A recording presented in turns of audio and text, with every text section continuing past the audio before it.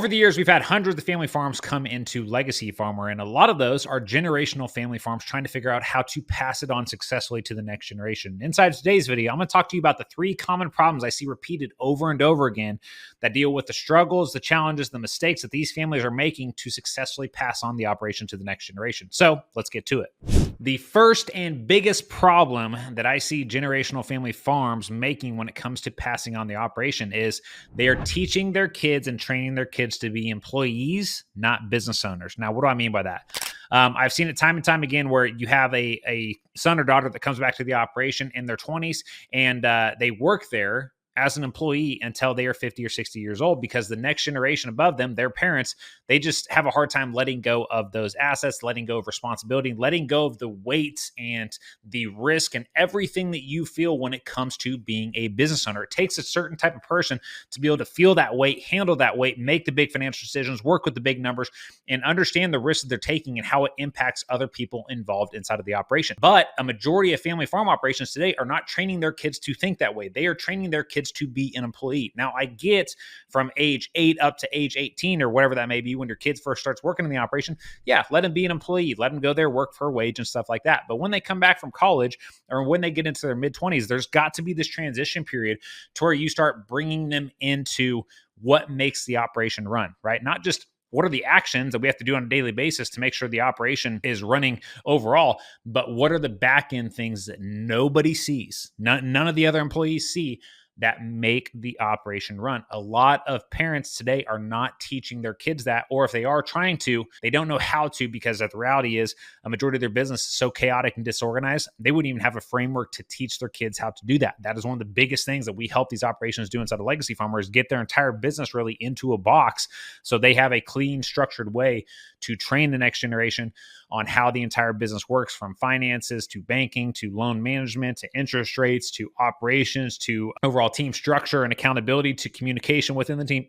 All these different areas of the business there that we got to be able to clearly teach the next generation for. But again, a majority of family farm operations are not doing that because they don't have things structured and organized that way. Now, there's going to be a lot of costs that come with this. The first one is, imagine being a 20-year-old, you go back to the farm operation, you're excited to be there, you have all these new ideas and things like that, and you keep getting told over and over again that, hey, yeah, in the next couple of years, we're going to start transitioning assets to you. We're going to start transitioning responsibilities to you, but you never get anything in writing as a 20-year-old or 25-year-old or 30-year-old, whatever that is.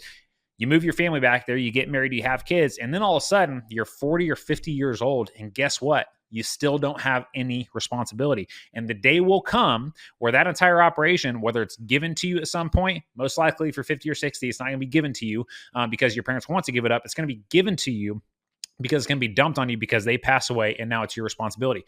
Here's the challenge though. Your kid, if they are 50 or 60 just now taking over the operation, they are not the type of person that is going to be willing or able to take that operation over and handle the weights and the risk of the financial decisions and things like that they are going to be making now going forward. There is such a massive level of responsibility. There's such a massive weight on people's shoulders there when it comes to building an operation. It takes a certain type of person.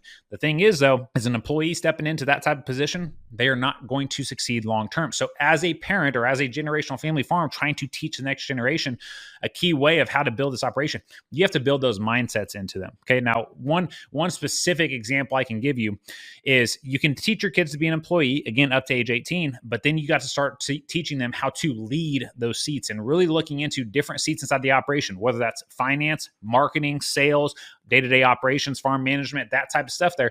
You got to start bringing them into the backside of those seats and giving them those seats to actually lead. So they have people below them. They're responsible for things. They're responsible for outcomes inside of the business, but you're working your way up to where one day they need to be in the visionary seat, right? And the visionary seat takes a very specific person there because that visionary person has to be able to see the future of the business, has to be able to look at things from a 30,000 foot view, see how all the pieces are worked together and how everything's moving and how everything's connected there, and then be able to look out into the future and say, hey, where are we going? And then they have to devise the plan to get there. An employee is not trained to think that way. That is a skill that is developed over years. And the thing is if you're not teaching that into your kids when they're younger, in their 20s, by the time they get 50 and 60, good luck. It most likely won't happen for you. That is, again, it's just a skill set and a way of thinking about business. And again, just being able to deal with the weight and the risk and the responsibility and being comfortable with it.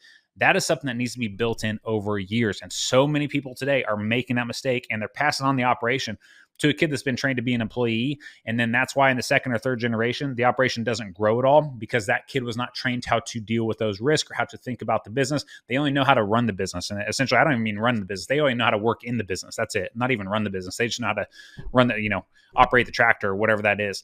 They don't know how to really look at the finances and, again, see everything from a 30,000 foot view and see how all the pieces are connected there and lead the business from a high level. So at the end of the day, the best way to solve this problem is bring your kids in a lot earlier in life. So when they get to their mid 20s or late 20s there, they've been back in the operation for a while. You've had them, maybe taking over management of some of the seats inside the operation. Maybe it's the farm management seat like that. They're controlling people and delegating tasks and stuff to their team inside that seat.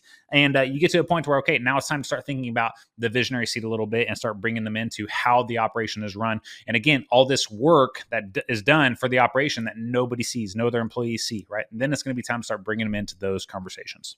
Okay, the second biggest mistake that I see a lot of operations making, kind of rolling off of the first one, is when I talked about seats inside the operation, you need to make sure that your son or daughter who is set to be the visionary, who is set to take over the entire operation, they have to master and really understand what's going on inside of each seat. Because, for example, if you have somebody come into the operation and they have been an employee the entire time, or they've just been the farm manager, for example, they're not going to know what happens in the finance seat, right? They're not going to know how to put together balance sheets and what those mean. They're not going to know how to put together their cash flow projections and monthly versus actual. They're not going to know how to use those numbers to make decisions. They're not going to know how to use those numbers to negotiate interest rates or make sure their loans are structured correctly or anything like that, right? They're not going to know how to do any of that. Tax planning, they're not going to know how to do any of that either. So you got to make sure that you are spending time with your kids in each and every seat. So again, from a 30,000 foot view, they can understand how everything works together and why every freaking seat is important there. If you want them to be successful long-term, you have to make sure that they are mastering and really understanding what is going on each and every seat there. Because if they're going to lead the entire operation one day, they're not going to have time to be in every seat, but they need to be able to delegate appropriately and know what's supposed to happen in each seat. That way they can lead from an effective place as the visionary inside of the operation. All right, last piece here, last mistake that I see a lot of family farm operations make, and arguably the biggest one, is passing on the operation to the next generation by delegating assets evenly. So this is a massive problem in the industry. I don't have to tell you about that, but a lot of families now today, they have multiple kids, right? So they may have 3 or 4 kids or something like that, but there's a lot of situations out there where 1 or 2 of the kids came back to the operation, and then 1 or 2 of them live in the city somewhere or work, just chose a different life, honestly, just chose a different life, and that's totally fine too. But a lot of parents today are, even though the kids are not involved in the operation, they still have this, I don't even know what you call it, right? This belief that they should be distributing these assets evenly, that each kid deserves their fair share. I'm not saying they don't, but the problems that we run into is when you try to distribute farm assets to all siblings there, and you have one that came back and ran the farm operation, the other 2 or 3 that are getting their fair share, you are taking things away from the one son or daughter who did come back that they are going to need in order to be able to operate the business effectively. And so what we see a lot of is that parents will do that. They'll distribute assets evenly across all kids. And then the one son or daughter who's back on the operation has to look at buying out the other kids. Why is this a problem? Because they are paying for the operation twice. And your operation, your life's work that you spent years and years going through mortgage payments and stress and anxiety, not knowing if you're going to make next month's mortgage payment or whatever it is, your son or daughter is going to have to do the exact same thing. And then if things aren't set up appropriately there, the next generation is going to have to do the same thing as well. So that is the first problem here. And it's a massive, massive one, guys, especially if interest rates aren't in a time frame where you're going to be able to get a good interest rate. If you have to buy out your siblings in the operation like today, you're going to run into big problems there. The other problem that we see here though too is when you try to pass on and distribute assets evenly, let's say you have a son or a daughter that lives inside the city, and let's say they don't want to sell their assets, but they still want to be involved in the operation, but they're never there on a day-to-day basis. They don't know how the operation runs. They didn't put in the work that your one son or daughter who came back in their 20s and has been there for 20 years, they don't have that experience, right? They don't have that knowledge. And now, so you're ultimately exposing that one son or daughter who's running the operation to somebody else's opinion who hasn't been there, who doesn't understand the game, who doesn't understand how to build and scale up the operation there as well.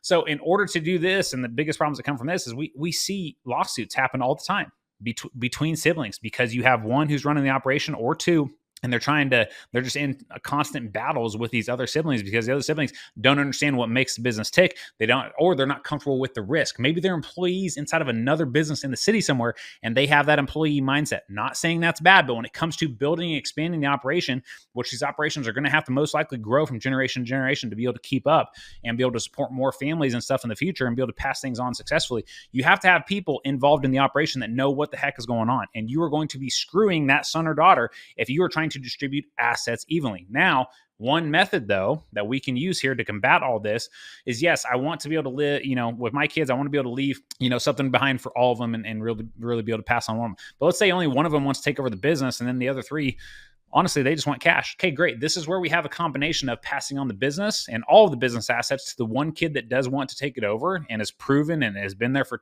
2 decades now and know the operation. You built them up to be a visionary and they can see everything from a 30,000 foot view and they know what's going on. Give them the operation, give them all the assets, but then set up life insurance to distribute to the other kids. This is a great strategy. I've seen the people that have done this well.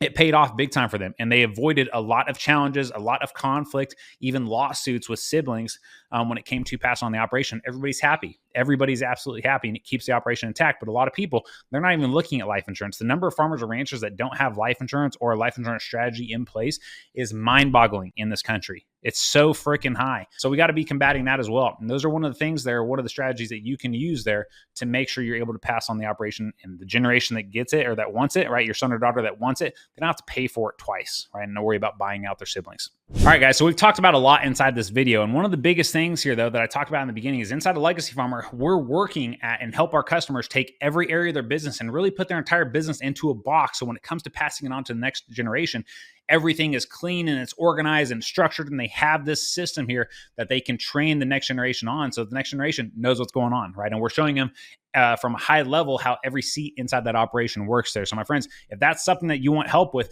that is exactly what we do in Legacy Farmer, what we've done with hundreds of family farms over the past 5 years, and what we continue to fine tune and get better and better at as time goes on as well. So if you are interested in that, then I invite you, schedule a free call with our team. You can do that by clicking the link below, scheduling that call. You'll fill out a quick application there. That way, just when we come to the call, we know more about your operation there, so we can just make sure we're valuing the time and using it the best we can here while we're on that hour-long call. So click the link below, schedule the call, and we will see you on the call.